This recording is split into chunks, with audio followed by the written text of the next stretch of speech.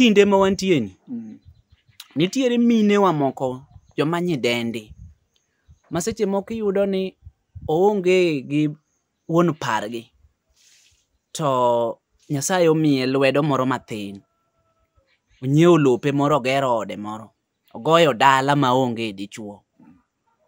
Bedo nade? Chik oyienwa? Dhako ok go dala kende. Dhako nyaka rang yuore moro kata ka chuore notho, kata ka chuore nitie to go dala gi chuore. Mako go dala kende, mano ketho dala no. Oduo dala no kata nyithindo chieng' kanodongo nogo dala gi nikech pok anene dhako mogo dala kende moguro msinge mar dala kende. Oketho nyithindo. Oketho nyithindo. Maka nyathi obiro botieko msiri dala no. To nyathino ok onyuolo kata nyithinde chota chota. Mano ang'o makelo mano? Kata nyathino be nyalo choto nono nikech onge ng'ama ne otimo gimoro gi min mare mboloso dala. Mano iwacho nang'o manege chich dala. Chich dala.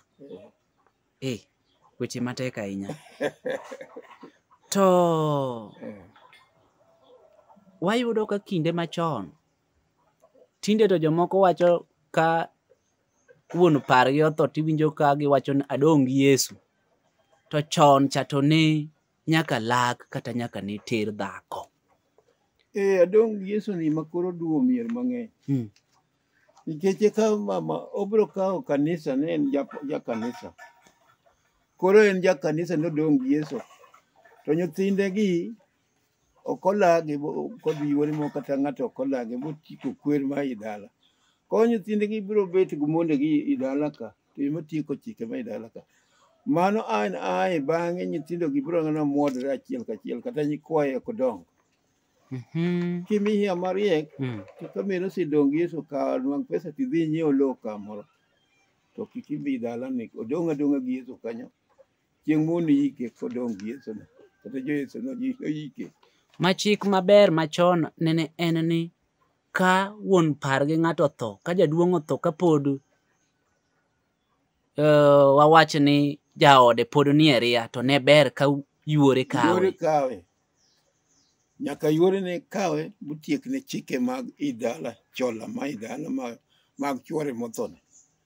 Kotho kapok ogoyo dala. To ikawe akawa ka wuon gi kosigolo ne dala. Kotho kapok ogo dala to tek mondo nyithinde go bedi kanyo nikech ng'ato nyaka gol moko. En mana ni jok moko ok rito anu chieng' notho. To ok ber mondo itho ka wuonu kapok igolo dala. Mondo eka omi yot kata ka Nyasaye okawi to okawi e dala ni. Okawi e dala ni koro eka mi kata nyithindi yot. Nitiere e weche mag tergi. Wuoyi chon na winjo ni ng'ama dichuo, ng'ama wuoyi kata dichuo obedo jadoho to Nyasaye okawe oweyo jaode moro kapod tin. To ni wuoyi ne kawo chi wuon gi. Ne bedo nade? Ber to ok ber, lakini en gima koro yawuoyi kata jodongo ne time. Nikech kama wuoro aye, bur ma wuoro aye ok onego idhiye, mano ketho dala. Kichako kawo chi wuor, to wuor bende onyuolo gi chiege no, guminu ni, tibende idhi nyuolo guminu, iduo dala. Dala oduore kabisa. To jok mane timo kama, ne ng'ato kuongo, ne wuon gi moro kuongo kawo gine ni eko biro chien kose in tok tho gine to ng'ama wuoyi oyiena kawo wuon gi ma ng'ato kokale. Mine moko nitie maricho maketho miye gi. Mine gi mane wuondo nyithindo matindo gi.